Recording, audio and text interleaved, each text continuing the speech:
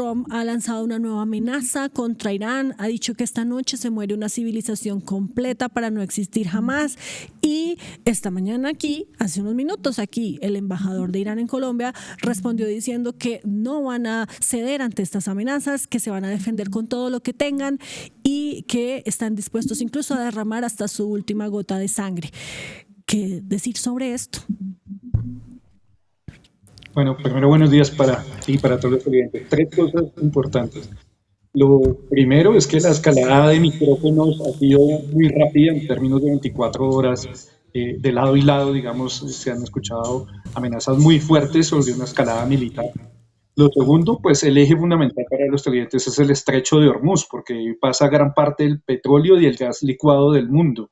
Uno de los grandes afectados ahí es China, porque es el mayor consumidor que afecta, digamos, ese cierre, perdón, del estrecho de Hormuz. Y lo tercero, pues Trump, lo decíamos ayer, siempre juega con una estrategia de mucha violencia a intentar posicionarse en una mesa de negociación, pero con Corea del Norte los amenazó hasta el final y terminó estando finalmente con el presidente norcoreano. Acá hay un antecedente que asesinaron a su máximo líder, no solo político, sino religioso. Hay una negociación que va en curso, pero paralelo también van las amenazas. Rescataron finalmente a los pilotos de los caza F-115 y pues estamos en un contexto de guerra muy difícil. Y ayer lo planteamos, esto no solo es directamente entre Estados Unidos e Irán, sino el papel de Netanyahu e Israel también es muy importante, porque el mayor enemigo de Israel históricamente en la región ha sido Irán, porque desde Irán se ha apoyado también a Hezbollah, a Hamas y a otras organizaciones que han atacado a su vez a Israel. Entonces es un tablero geopolítico bien complejo porque es en diferentes capas. Sí, profesor Néstor, justamente pues si tenemos en cuenta eso que dice Irán, si es que así van a responder, como nos contaba esta mañana el embajador, y es diciendo no vamos a ceder a estas amenazas, entonces, ¿qué vamos a ver cuando se cumpla este plazo de Trump? ¿Qué puede pasar? Usted ayer nos planteaba tres escenarios, pero teniendo en cuenta que Irán está plantado en su sitio, en que no van a ceder ante estas amenazas y que son ellos los afectados porque se están bombardeando y atacando las infraestructuras petroquímicas y férreas y demás. ¿Qué vamos a ver entonces en las próximas horas? Podría venir, si lo económico y lo diplomático, que tradicionalmente es la escalera que se sigue en estos casos, si llegamos a un escenario nuevamente de escalada militar, primero, pues Estados Unidos tendrá una serie de bombardeos estratégicos sobre el estrecho de Hormuz, atacando fragatas, corbetas. Ahí también hay mucha seguridad electrónica por parte de Irán.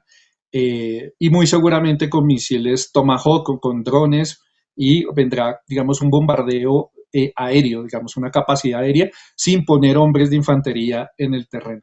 La respuesta de Irán, similar a la anterior, ¿cuál va a ser? Empezar de manera medida, porque Irán también tiene que medir sus capacidades, sus fuerzas, no puede ser, digamos, un solo golpe, porque tiene que calcular, tener un suficiente parque de provisión armamentístico para sostener un conflicto de mediano plazo. Entonces serán ataques con drones nuevamente a bases estratégicas donde Estados Unidos tiene intereses, sobre todo la base militar en Qatar. Vimos que la anterior escalada pues impactó esos países que en teoría uno pensaría que no estaban en este conflicto, como Qatar, pero pues ahí Estados Unidos tiene posiciones militares y también posiciones económicas petroleras importantes. Entonces, lo que vendrá seguramente por parte de Irán es empezar a atacar a estas posiciones, e Irán también ha utilizado un término que se despertarán las células dormidas a nivel mundial, células de base chiquita, para empezar a atacar claves y como les digo, a cosas económicas muy importantes de Estados Unidos. Irán en un momento dijo, ejemplo, que Microsoft puede ser un objetivo militar, que Corel, la gran multinacional de sistemas de las empresas, puede ser un objetivo militar.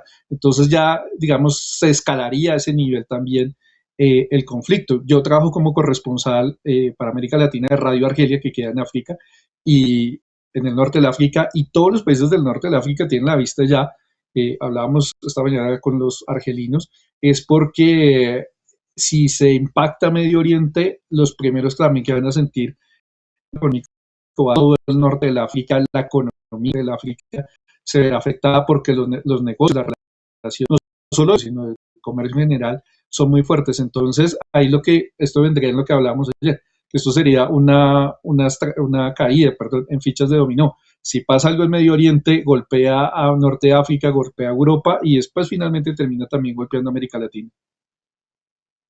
Sanía, yo en línea con esto que usted nos viene diciendo, hay una duda muy grande y es cuánto podrá soportar Irán, es decir, cuál es la capacidad de Irán para responder, porque claro, estamos hablando de que ellos van a responder a esta ofensiva, como dijo el embajador, hasta derramar su última gota de sangre, pero ¿qué tanto puede ser eso de acuerdo con la proporcionalidad del ataque o de la fuerza militar que tiene Estados Unidos? La guerra se divide en dos, unas guerras que se llaman regulares o asimétricas, que son dos estados, pensemos la guerra ruso-ucraniana, que son dos estados combatiendo directamente, y otra categoría de la guerra se llaman guerras asimétricas o irregulares, donde ya son grupos pequeños, difusos, que no tienen una estructura militar como tal, pero que atacan a un país o un ejército grande.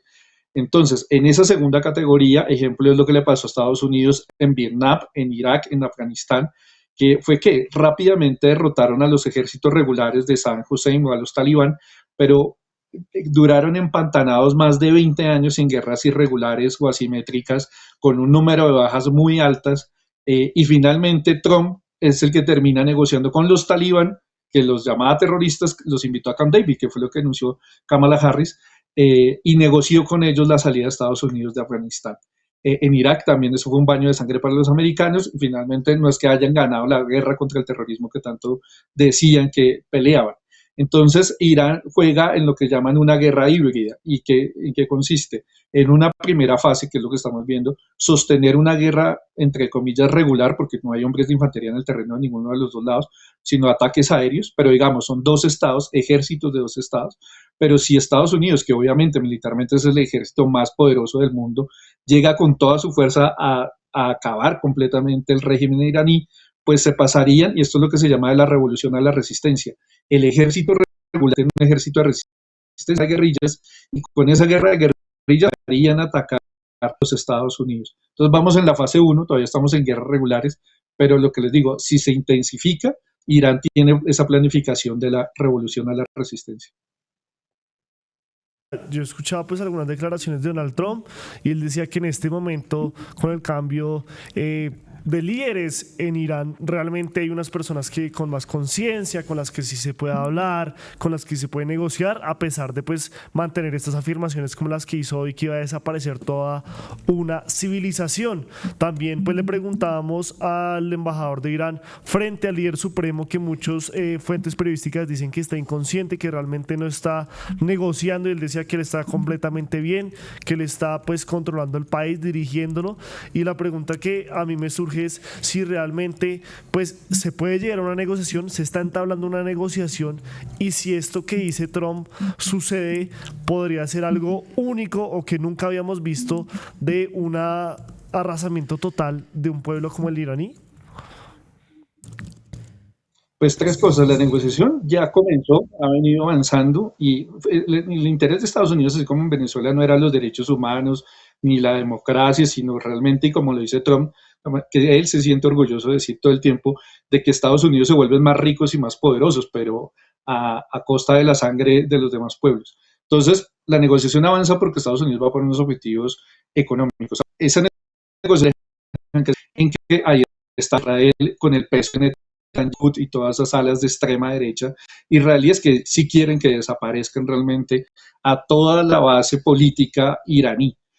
Y lo tercero, que me parece importante, vean el lenguaje de los criminales de guerra, decir que van a arrasar con el 95% población, o sea, van a acabar, y lo dicen ya públicamente.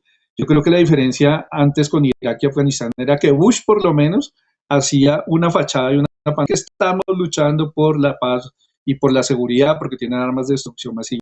Pero ahora lo de Trump y lo del Partido Republicano actual es sin asco, digamos así, porque son crímenes de guerra que se están justificando. El asesinato, por ejemplo, en Gaza, que Estados Unidos lo ha patrocinado, de 70.000 palestinos civiles más 16.000 niños. Un compañero en Argelia decía una cosa que es muy cierta, siendo africano. Decía, donde fueran 16.000 niños en Nueva York o 16.000 niños en París, la narrativa sería otra, pero como son 16.000 niños pobres árabes, son simplemente estadísticas que saca Estados Unidos. Entonces, decirles que yo creo que uno de los grandes perdedores aquí también lo hemos visto y todos lo sabemos es Naciones Unidas, que se comprueba una vez más que es un club de ricos de los negocios de los 5 países del Consejo del Derecho al Veto del Consejo de Seguridad y no realmente busca la paz mundial ni en un equilibrio mundial, sino realmente estos son los 5 votando y llevándose los recursos de los demás. Profesor, tengo una última pregunta y también se la hago a la audiencia de mis compañeras y es que pues en este momento yo quedo como pasmado, como no sé, como la incertidumbre. Realmente a lo que nos está llevando la circunstancia es que todo el mundo a las 8 de la noche va a prender el televisor, va a conectarse a internet y va a mirar qué va a suceder, si realmente Trump va a cumplir su amenaza y demás, si se va a llegar a una negociación en las últimas horas. Usted nos ha planteado varios escenarios, pero usted, pues, ¿cuál cree que va a ser el que va a suceder esta noche? Y si cree que todo el mundo, pues, va a vivir esa barbarie como un reality show. De lo que dices me acuerdas cuando la invasión de Estados Unidos al Golfo, pasó una cosa impresionante en los medios. CNN tenía como les digo, la exclusiva y los permisos en exclusiva para transmitir la invasión al Golfo. Y no sé si ustedes recordarán, son las imágenes que se veían en verde, como si fuera un visor nocturno, y era el bombardeo sobre Bagdad. Fue la primera vez que en vivo y en directo se vio sencillamente una masacre pagada por suscripción.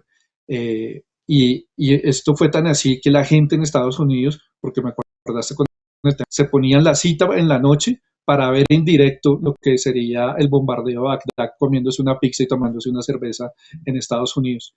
Hemos vuelto a eso, a ver una carnicería en vivo en directo con Gaza, que lo estamos viendo por el celular, y ahora nos dicen, así como tú lo acabas de decir, y el mundo está a la expectativa. ¿Qué es lo que vamos a ver esta noche? Una carnicería de población civil iraní. En este momento, ¿cuántas familias deben estar? Imagínense que fuera Bogotá, ¿no? ¿Cuántos de nosotros con nuestras familias sin saber dónde meternos? Porque podría comenzar un bombardeo esta noche y el mundo sencillamente tomando cerveza y viendo cómo nos bombardean. Es que el tema de derechos humanos a nivel internacional en esta administración Trump ha sido una cosa demencial. Ahora, ¿qué puede pasar? Pues en perspectiva esperamos que las negociaciones avancen y que esto sea una escalada más de micrófonos, pero si no, pues daríamos paso a una guerra, nuevamente una escalada que vamos a ver si será de días o semanas como la anterior, o si esto realmente después ya se sale de control y ya podría ser el paso a la resistencia iraní a nivel mundial, que también implicaría la resistencia de muchos grupos armados que empezarían a atacar a Israel y a Estados Unidos en diferentes, lo que les digo, no solo en temas militares, sino en temas comerciales y económicos. Entonces no es qué podría pasar, sino usted qué cree que va a pasar. Bueno, yo creo que bueno, es que siempre jugar a la adivino va a ser muy difícil porque aquí hasta ahora hay mesas de negociación. Usted tiene una experiencia, usted ya ha cubierto el conflicto. O sea, esta noche no se estaría el conflicto, esperaría, ojalá me gane esa convicción, que creo que no llegarían a ese punto de unos bombardeos masivos, porque creo que económicamente se afectaría. O sea, yo creo por qué no pasaría, porque la mano de China está ahí presente detrás. Y porque a China esto sí le afecta, no es como que se llevaron a Maduro y bueno, los chinos ahí se pronuncian y ya, sino que el estrecho de Hormuz pasa el petróleo que consumen los chinos. Entonces, creo que la presión también de la diplomacia china ahí va a pesar e intentará frenar. Pues ojalá que eso sea lo que pase, que haya un freno y un cese al fuego, ¿no, Julián? Sí, pues la verdad es que... Pero es muy difícil tener una bola de cristal como para saber qué va a pasar. Eso es como cuando nos preguntamos si las encuestas van a atinar o cómo va a comportarse el precio del dólar. Con Trump nada se sabe. Sí. Yo creo que es muy incierto. Igual creo que lo que dice el profesor Rosanía del tema de la plata mueve, ¿no? Le sumo un concepto de Paula que me parece muy interesante. Se llama, lo dio Clausewitz, el estratega militar austriaco, y que es parte como de la teoría de la guerra, que se llama la niebla y la fricción de la guerra. Siempre se dice que la guerra es una niebla muy pesada y que poder ver más allá es muy difícil. Entonces lo que hacen los comandantes militares y políticos, en este caso nosotros los periodistas, es intentar ver un poquito más allá de la niebla de fricción, pero la guerra cambia en un segundo porque una toma de decisión en una oficina puede cambiar el curso de una guerra. Y más si esto depende del señor Donald Trump, que ya hemos visto sus formas, ¿no? Profesor Rosanía, muchísimas gracias. No, a ustedes muchísimas gracias por la invitación y bueno, vamos a seguir muy atentos porque acá nos estamos jugando el futuro del mundo, el futuro de la economía mundial y el futuro también que nos va a impactar a nosotros, porque lo que pasa por allá seguramente va a impactar las elecciones en Colombia también, las narrativas de un lado y del otro. Entonces, hoy en un mundo interconectado, tristemente la guerra también está interconectada. Claro que sí. Gracias, profesor Rosanía. Hasta luego, que tenga un feliz día. Oiga, sí, ese es un punto bien importante y es que esto también puede ser uno de los temas de debate en medio de este proceso electoral que está viviendo Colombia y es cuál va a ser la postura de cada uno de los candidatos con relación al conflicto en Medio Oriente, como por ejemplo lo fue hace 4 años, también esta guerra entre Rusia y Ucrania y entre Palestina e Israel, ¿no? De eso depende también de cómo se va a manejar la política internacional, también depende jalar o no los votos. Sí, y la cómo decisión cala en su electorado, ¿no? O sea, por ejemplo, el ejemplo más diciente últimamente fue el debate ese que hubo de la gran consulta, donde el único que dijo que había un genocidio en Palestina era Juan Daniel Oviedo, y que marcó mucho como el voto del denominado centro o alguno de la izquierda en esa consulta. Sí, fue el único que reconoció el genocidio en Palestina. Bueno, Julián, ya sé que va a hacer usted esta noche, entonces va a estar muy pendiente de esto. Ahí nos cuenta, por favor, en el chat qué pasa. No porque no vayamos a estar pendientes, por supuesto que nosotras también, porque nos gusta informarnos, sino porque sabemos que usted va a estar ahí en tiempo real. Sí, en paralelo viendo los partidos de los equipos colombianos, pero también viendo pero qué no sucede. con pizza y gaseosa, como dijo el profesor Rosanía, por favor. Va con hamburguesita, soy team hamburguesa. No, mentiras. Pero lamentablemente es una realidad, ¿no? O sea, uno en este momento, como lo de la luna, como lo que sea, por ejemplo, en el estallido social, me acuerdo también mucha gente que pues transmitía, porque a la gente le gusta ver eso, le interesa ver eso, pues qué es lo que ocurre en la calle y ojalá que no se vuelva una matanza, sino que realmente antes de la hora pues se pueda solucionar, porque sería muy triste que paguemos pay por view de esta masacre. Wow. De Agroexpo a Choco Show, los productores de Paisana conquistan las ferias más importantes del país.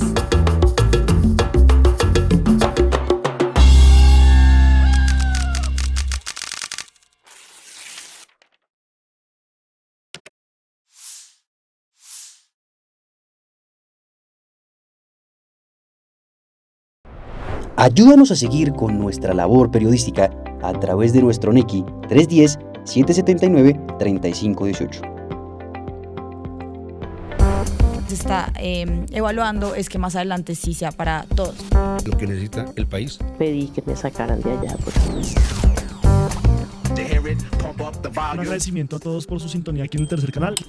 Métase en la mente de un delincuente, de un ladrón. A una nueva entrega de periodismo sin corrección. Pasión todo locura y estamos muy contentos. De las calles del sur. Digo, la señora, ¿me da un expreso, por favor?